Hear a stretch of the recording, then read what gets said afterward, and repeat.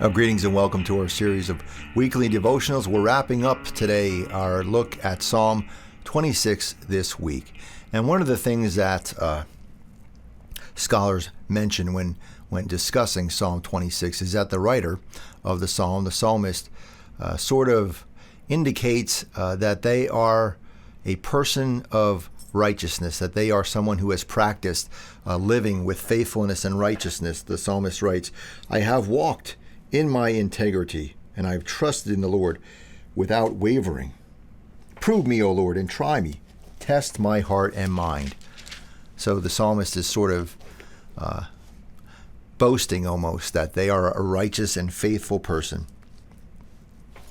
And it brings up to me, and for scholars as well, this ages-old discussion about works righteousness. And what I mean by that is are we saved by the works, the good works that we do? Do we control our salvation, or is it the grace of God, the faith of God, indeed that saves us? And of course, I'm mentioning my Catholic upbringing a lot this week, but there is this conflict between Catholics and Protestants about the whole notion of works righteousness.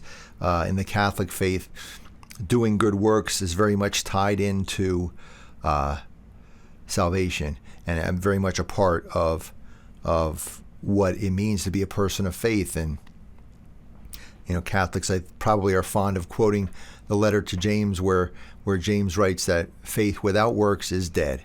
And of course, Catholic nuns for many decades were involved in acts of social justice and doing good.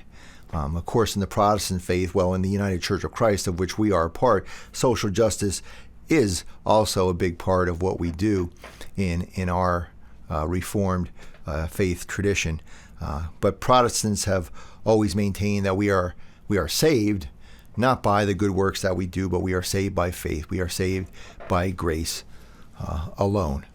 And to me, it always seemed like a really silly argument, because I think that you really can't have one without the other. And although the psalmist writes about the good works, the righteousness that he or she has done in the world, they also write, "For your steadfast love is before my eyes, and I walk in faithfulness to you," which sort of indicates that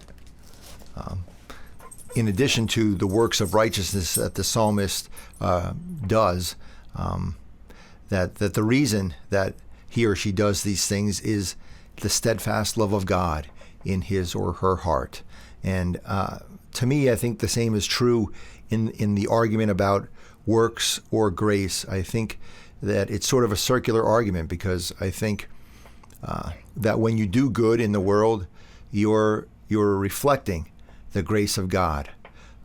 And when you're filled with the grace of God in your heart, you can't help but do good in the world. You can't help but respond with good works. I think, to me, the two simply can't exist without each other.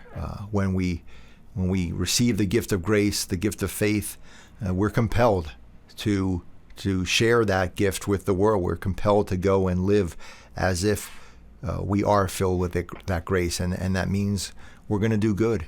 And so today, if someone asks me, "Are you saved by good works, or are you saved by grace?" I will answer, yes.